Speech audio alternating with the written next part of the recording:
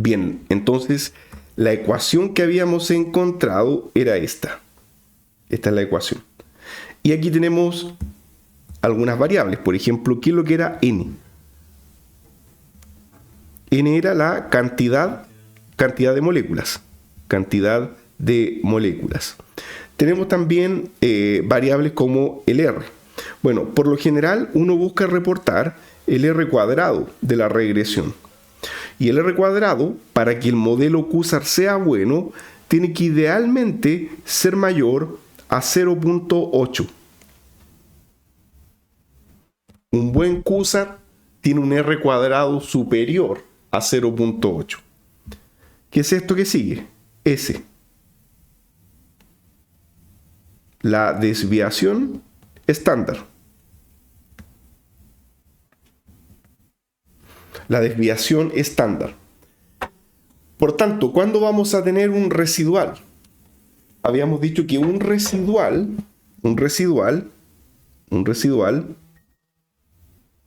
es igual a 3 veces, es mayor o igual a 3 veces la desviación estándar. Entonces, un residual, en este caso, mayor a 3 veces la desviación estándar sería 3 por 0.194.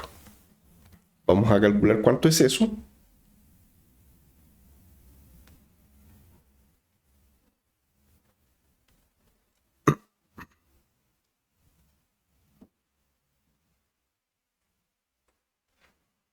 Y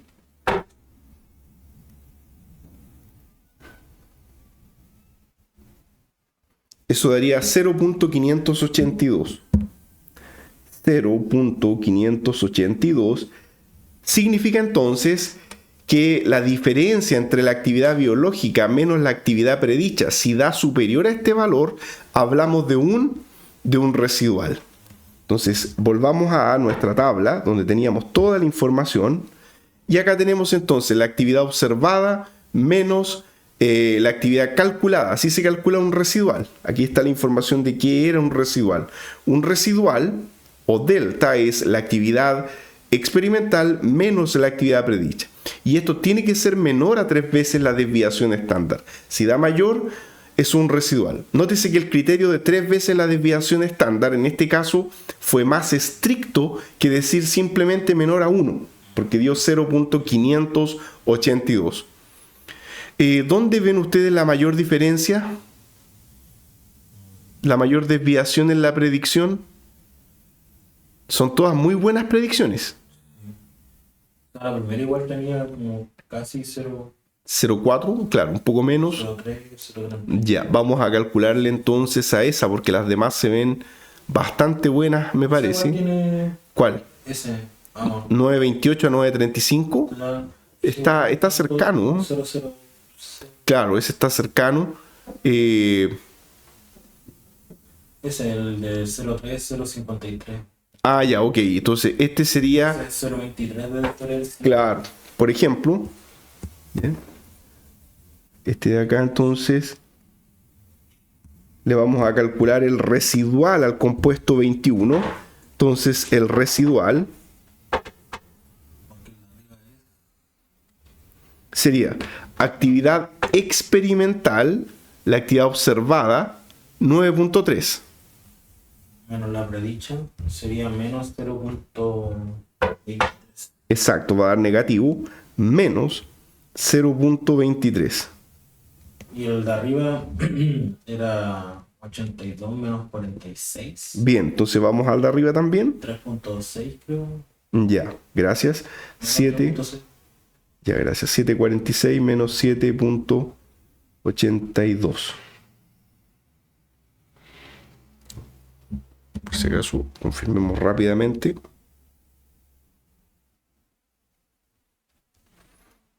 Menos 0.36. Menos 0.36.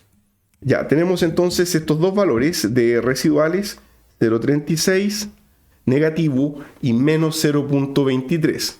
Y de acuerdo a lo que habíamos calculado, 582. claro, el límite es 0.582. Entonces, en ambos casos estamos dentro. Quiere decir que no hay outliers.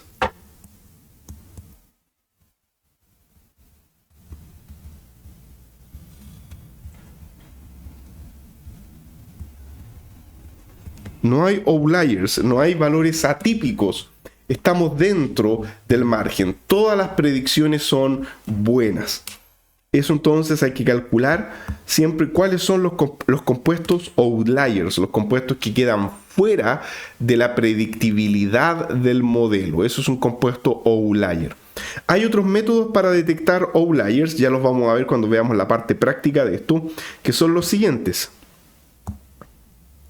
Voy a insertar información acá. Podemos detectar fácilmente outliers biológicos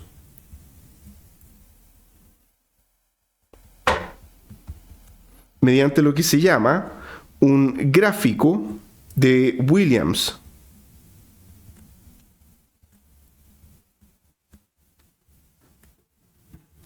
Y podemos detectar outliers estructurales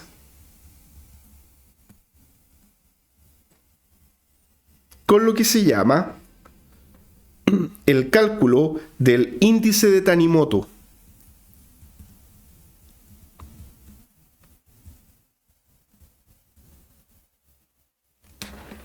Podemos detectar qué tanto se alejan los compuestos de la actividad biológica y qué tanto se alejan los compuestos de la similitud estructural con la mayoría del conjunto que está siendo estudiado. Porque la pregunta que surge es, ¿podemos hacer un QSAR mezclando cualquier tipo de molécula o al menos tienen que parecerse en algo? La respuesta es, tiene que haber cierto parecido.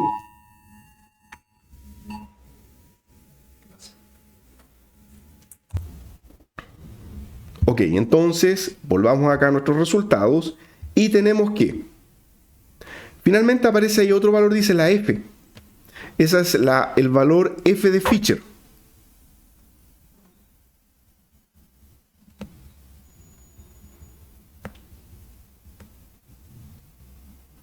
A mayor valor, mejor. Pero este valor cobra sentido cuando comparamos dos modelos. El modelo que tiene el valor F más grande es mejor. Es un modelo más confiable.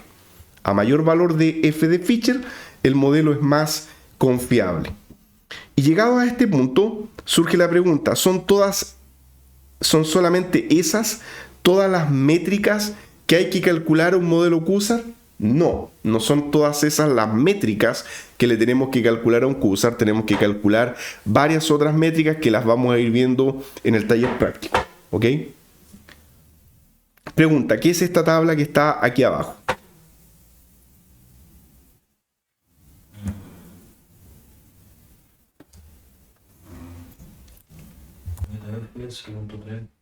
La tabla que está aquí abajo es otra forma de representar la ecuación de Free-Wilson. Como representar la ecuación de esta manera es muy largo, podemos representar los resultados en una tabla. Ejemplo, dice acá, flúor en posición meta, menos 0,3. Ahí está el valor. Y flúor en para, 0,34. Busquémoslo. Acá está. Flúor en para, el coeficiente es 0,34. Entonces podemos representar los resultados en forma de tabla. Y hay que decir que el intercepto es 7,82. Ahí está el intercepto, que es este de acá, 7,82. Entonces tenemos el intercepto y tenemos los coeficientes. Viendo la tabla entonces, volvemos a la pregunta que hicimos anteriormente. La mejor combinación sería tener yodo en posición meta, porque tenemos el coeficiente más alto, y yodo en posición para. ¿Quién le sigue? ¿Cuál sería la segunda alternativa? De la derecha, para metilo en para. Ok, el metilo en para es el valor que le sigue, muy bien. El segundo más alto de arriba, que sería el 0,45. También, ¿no es cierto? 0,45 con metil en posición meta. Por tanto, podemos postular esta molécula, una segunda molécula, con yodo. Incluso está metil en para y yodo en meta. A ver, recuerda, metil en... Claro, buena observación, ¿no es cierto? Sí, podemos, claro, porque Esa sería la segunda mejor molécula. eso, la segunda mejor molécula, gracias por la observación. A ver, la segunda mejor molécula entonces sería cambiando, saliendo del patrón yodo, ¿ok? Le sigue entonces, después de este valor de 1,43, viene 1,26 para metil. Y podemos combinar ahora con yodo en posición meta. Y el resto de la estructura. Esta sería otra molécula propuesta. La pregunta es, ¿esta molécula estaba en la tabla? Son 22 moléculas, volvamos a la tabla. Aquí están todos los fragmentos, entonces era metil en para. ¿Okay? Entonces metil en para, aquí hay uno, pero tiene hidrógeno en meta.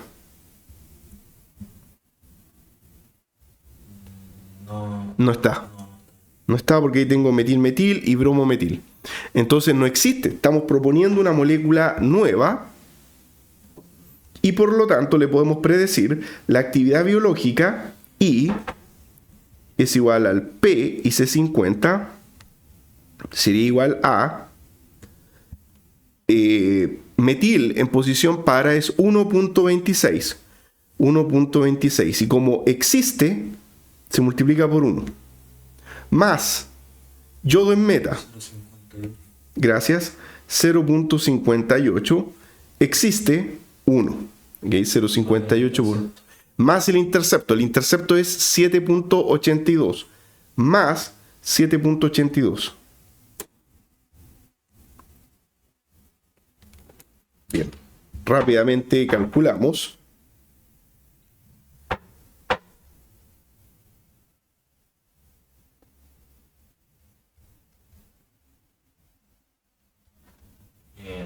.66. Gracias. 9,66. Ese es el valor de P IC50.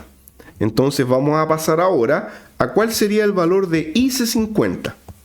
Bien, el valor de P IC50 significa que el menos logaritmo del IC50 es igual a 9,66. Entonces, el IC50 es igual a 10 elevado a menos 9,66. 2.18 o 2.19 aproximando por día la molécula. 2,19, gracias, por 10 elevado a menos 10. O sea, en otras palabras, eso, si nano es igual a 10, exacto, sería 0,219 nanomolar. Muy bien. Ese entonces sería el valor del IC50. Esto es el IC50, ¿ok? 0,2 nanomolar. O sea, es un compuesto sumamente, o sería, según la predicción, un compuesto sumamente activo como agente antiadrenérgico. Es una muy buena predicción. 0,22 nanomolar es algo bastante prometedor, o sea, valdría la pena aventurarse a sintetizar esta molécula. ¿Okay? Entonces tenemos una buena predicción y por tanto vale la pena sintetizarlo.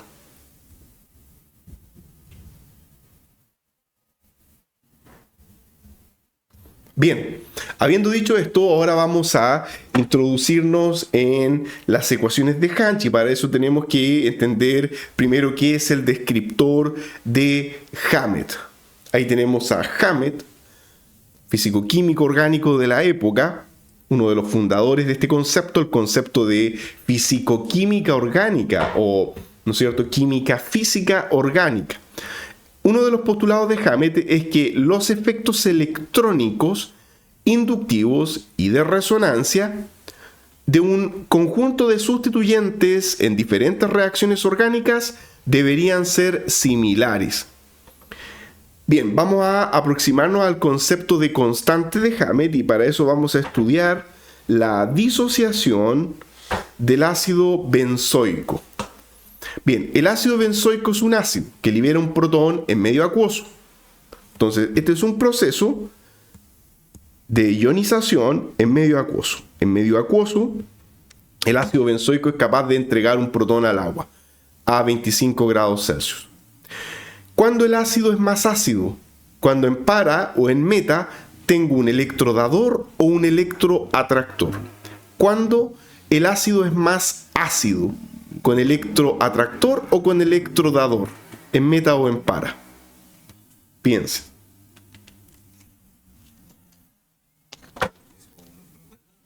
Yes.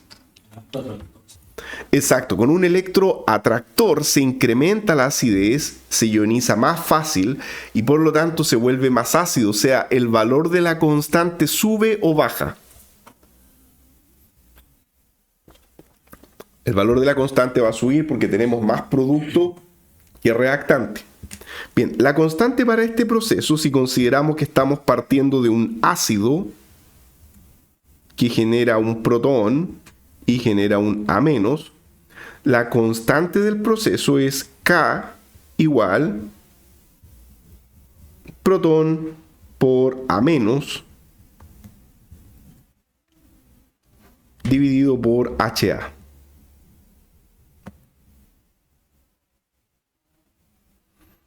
Esa es la constante. Entonces, nótese lo que vamos a hacer, o la idea general del postulado de Hammond. Vamos para acá. De Hammett. Tenemos esto. ¿Cómo podemos saber si un grupo es electrodador o electroatractor de manera indirecta? Bueno, ¿qué es esto? Esto dice acá, es el logaritmo de la constante de disociación cuando hay un sustituyente X en la estructura, ya sea en meta o en para. ¿Por qué nunca en posición orto? Porque cuando tenemos un sustituyente en posición orto, los efectos estéricos son importantes y alteran el valor de la constante. Queremos ver solamente el efecto electrónico.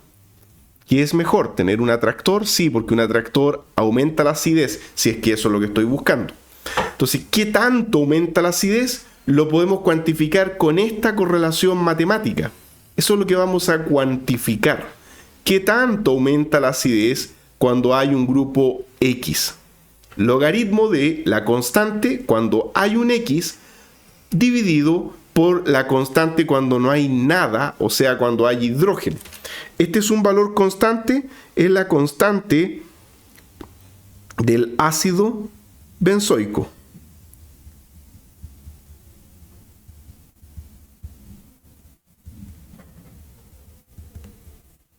Es la constante del ácido benzoico. Si aplicamos logaritmo directamente al cociente, el logaritmo de un cociente es el logaritmo de la resta. Logaritmo de K sub X menos logaritmo de KH. Y eso nos va a dar un valor. Cuando hacemos este equilibrio en medio acuoso, tenemos que este valor ρ vale siempre 1. Cuando hay agua en el medio, ese valor vale 1. Entonces, la resta log Kx menos log KH nos va a dar un valor sigma. Y ahí entonces la definición de lo que es la constante de Hammett, ese valor sigma. Y ahí entonces la constante de sustituyente de Hammett. Eso es lo que nos interesa. El sigma, ¿okay? Porque el ρ va a valer siempre 1. Entonces el sigma X es la constante de sustituyente de Hammett. ¿Siempre se hace con ácido benzoico? Sí, el ácido benzoico es nuestro sistema de referencia para poder estimar esto empíricamente. Porque hoy día uno también lo puede calcular. Pero uno quiere tener el resultado empírico, entonces hay que ocupar ácido benzoico. ¿Y todos los grupos se unen ahí?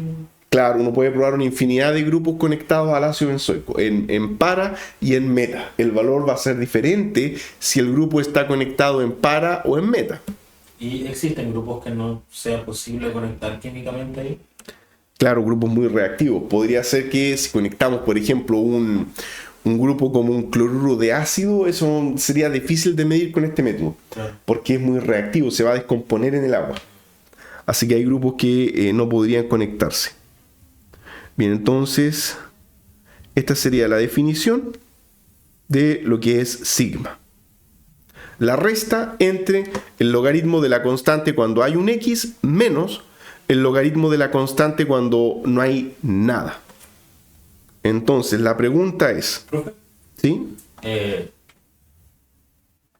entonces el P existe porque hay reacciones que no se pueden llevar a cabo en medio acuoso. Claro, exacto, muy bien. Sí, el Rho, ¿no es cierto? El Rho existe porque hay reacciones que no se pueden llevar a cabo en medio acuoso. Claro, uno puede medir en otro disolvente, como dimetilsulfóxido, por ejemplo. En ¿Ok? ese caso ahí sería P sigma. Es exacto, ese Rho, ya, porque esa es la letra griega Rho, toma otro valor en otro solvente. Ya ajusta según el solvente. Bien, y tenemos lo siguiente ahora, Ahí tengo una segunda pregunta. ¿sí? En otro solvente, ¿cómo distinguiríamos? Porque la resta nos va a dar un resultado.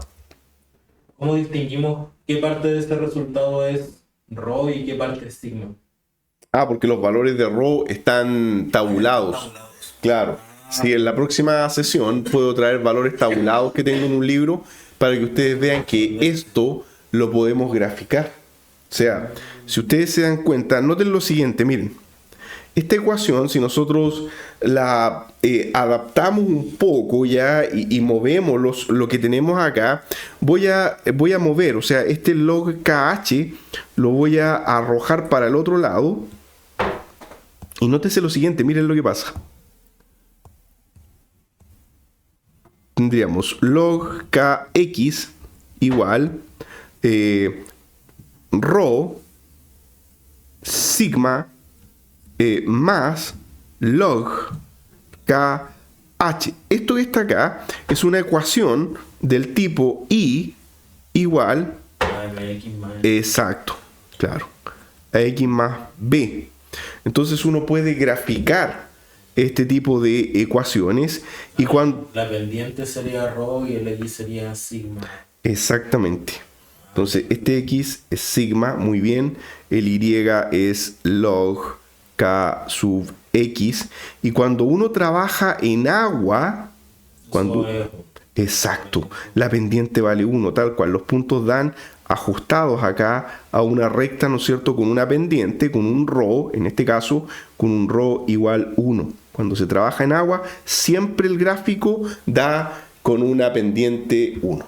¿Okay? Por ahí viene el Rho. Pero cuando uno cambia el solvente, la recta se mueve. ¿Ok? Claro. Perfecto. Entonces, podemos volver ahora a nuestro apunte para terminar acá la idea. Y esta es la pregunta que yo les voy a hacer ahora. Sigma sub x puede ser positivo o puede ser negativo.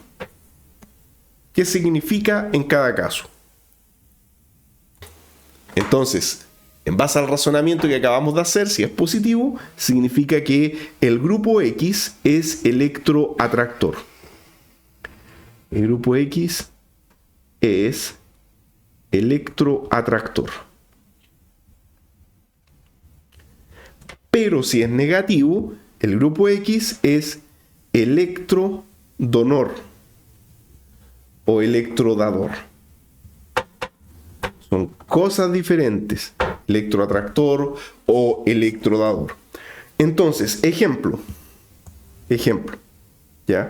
Porque si la resta da positiva, significa que el log kx es mayor que el log kh. Entonces, supongamos, ejemplo, si es positivo, eso implica que log kx es mayor que log kh. Pregunta. ¿Eso podría ser, por ejemplo, el efecto de un grupo nitro?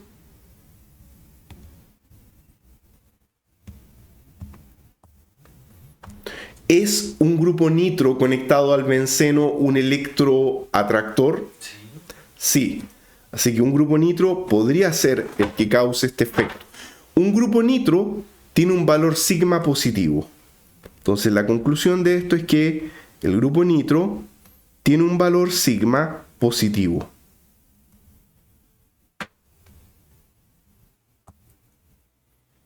Por el contrario, si da negativo, eso significa que el log kx es menor que el log k sub h.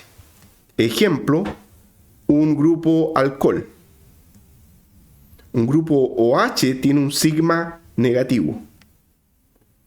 porque un grupo OH es un electrodador y por tanto disminuye la acidez de la constante de ionización. Entonces, ese es el concepto subyacente de la constante de Hammett. Lo que quiero que quede con esto es que la constante de Hammett permite saber si un grupo es electrodador o electroatractor. ¿Podemos medir eso hoy día de otras formas? Sí, se puede medir de manera teórica. Sin embargo, hay muchas tablas con todos estos valores tabulados, pero también lo podemos medir teóricamente. Bien, acá tenemos este sitio web donde podemos calcular el descriptor sigma de Hammett. Entonces, ejemplo, dice acá dibuje el sustituyente y marque su conexión usando el átomo R.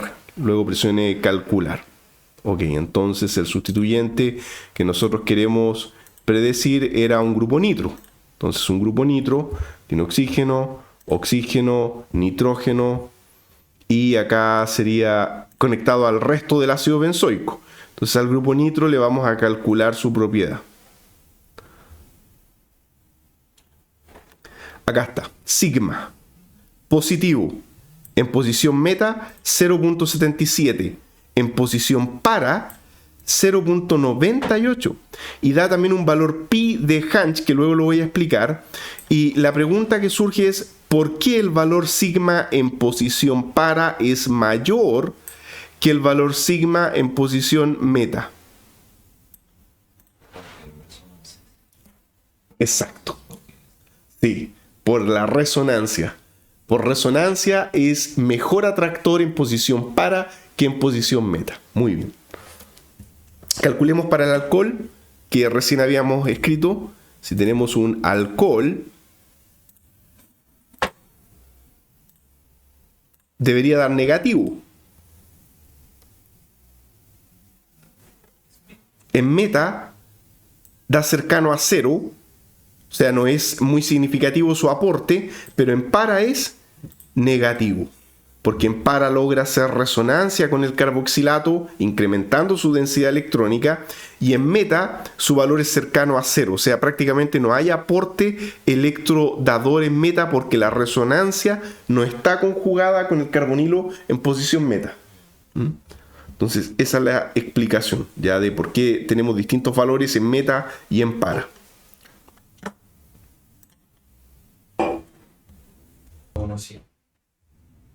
Bien, entonces acá hay varios valores tabulados.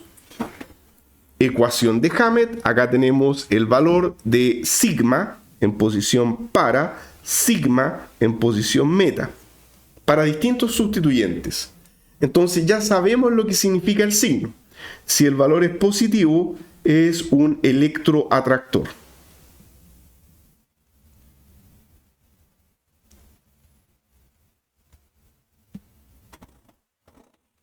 Y si el valor era negativo, es un electrodador.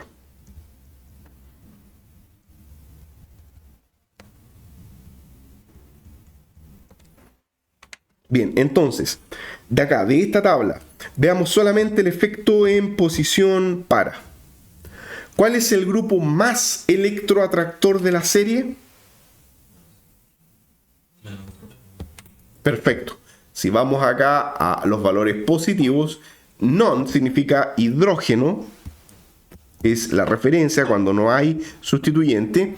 Entonces de acá empiezan los valores positivos. Sí, muy bien, nitro. ¿Y cuál es el más electrodador? Lo contrario. Amina, a ver. Abajo hay un 0.3. Es. Muy bien. Entonces, dimetilamino, o sea, así. N, CH3, CH3 conectado al R. Entonces, aquí surge una pregunta. ¿Por qué una simple amina no fue tan buena como el dimetilamino? ¿Por qué dimetilamino es más electrodador que la amina que no tiene nada? ¿Cuál es la diferencia? El signo del enlace puede ser la diferencia de electronegatividad de... Claro, los valores o el aporte que hacen los metiles, ¿no es cierto?, por efecto inductivo. Entonces tenemos el efecto de resonancia que puede hacer una amina más el efecto inductivo que pueden hacer los grupos metiles de manera simultánea. Acá tengo solo la resonancia, pero no el efecto inductivo. Perfecto. Ahora, en la posición meta, ¿cuál sería el más electroatractor? Ok, también nitro, muy bien. ¿Y el más electrodador?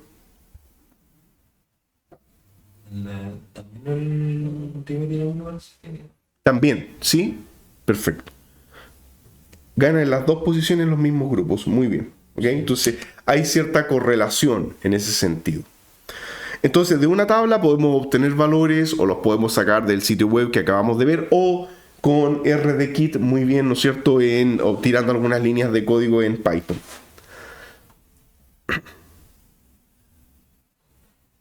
Bien, de la misma manera que Hammett planteó lo que era sigma, ahora Hansch define lo que es un valor de pi. Pi es la constante lipofílica de un fragmento. O sea, ¿podemos calcular la lipofilia de toda la molécula? Sí, pero ¿cuál fue el aporte de Hansch? Dijo, ¿por qué no calcular la lipofilia de un fragmento solamente? Entonces, la pregunta es, ¿cómo le calculo la lipofilia a un fragmento? La respuesta es, calcule el log P de toda la molécula con el sustituyente X. Entonces, aquí está nuestro cloro. Ese cloro es el sustituyente X.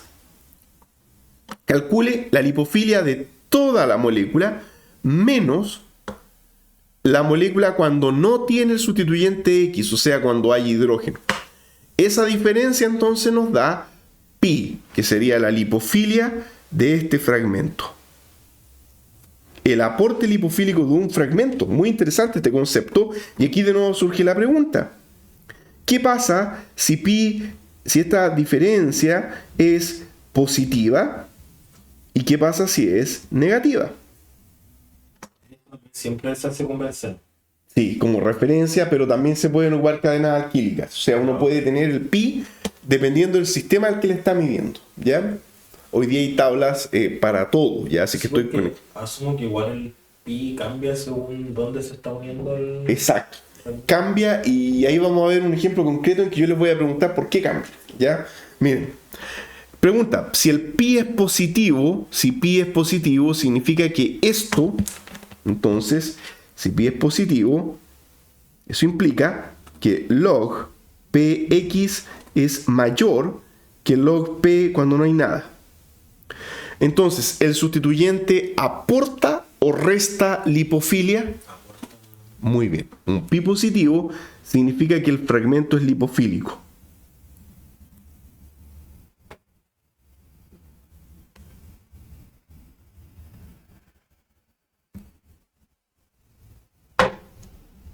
Y si es negativo, lo contrario.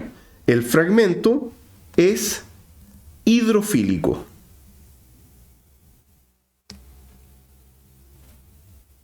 ¿Ok? Esa sería la diferencia. Si un sustituyente tiene un pi negativo, está aportando hidrofilia. Si un sustituyente tiene un pi positivo, el sustituyente está aportando lipofilia.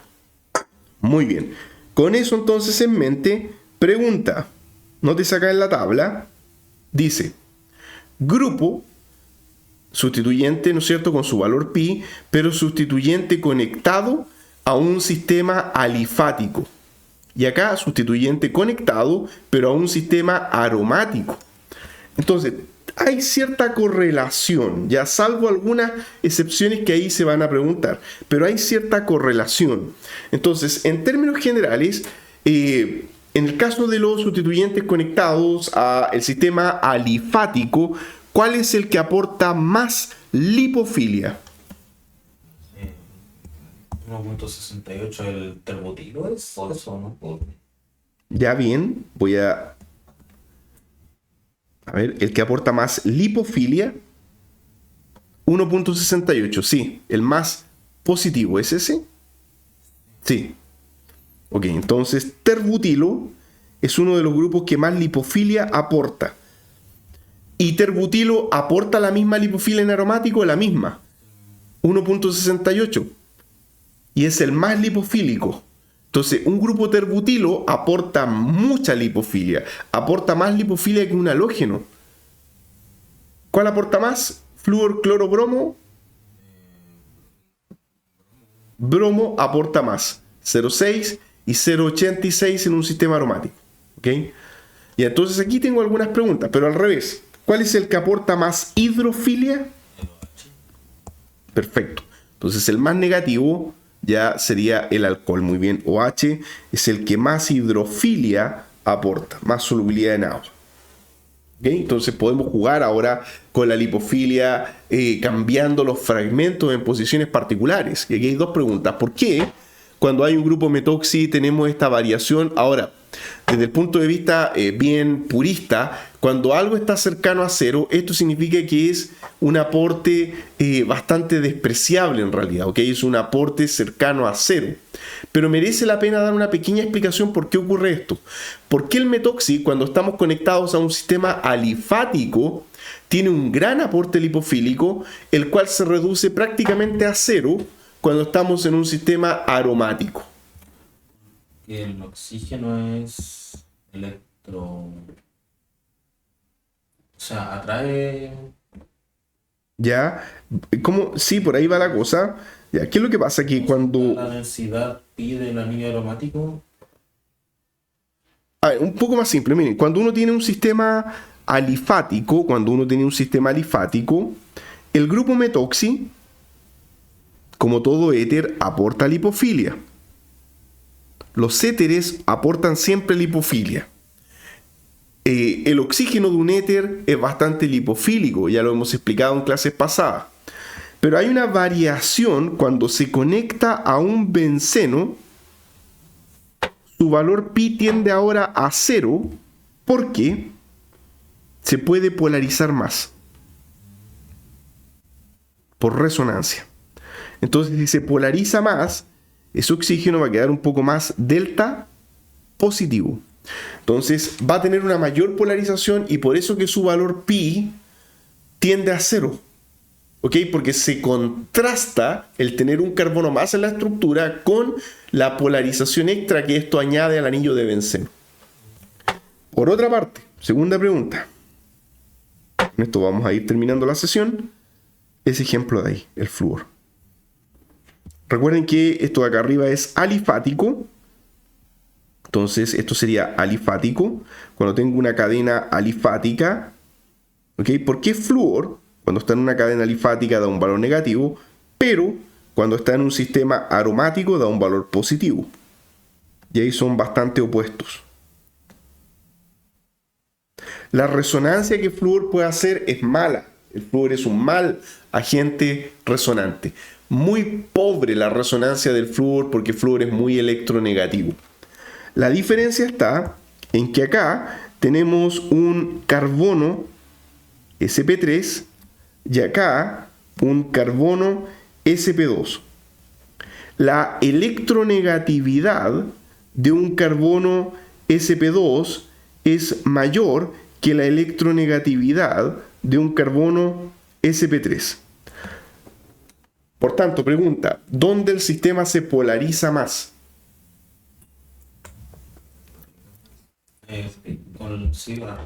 Con el sp3. Exacto. Acá tenemos muy bien una mayor polarización, mucho más fuerte, muy bien, porque, ¿no es cierto?, el flúor puede atraer mejor los electrones y generar ahí un delta más. Porque hay un carbono sp3, aquí hay un carbono sp2, entonces le cuesta más generar la polarización. La polarización es más pequeña. Entonces, esa es la razón por la cual tenemos esa diferencia del aporte si es que estamos en una cadena alifática o si estamos en un anillo aromático.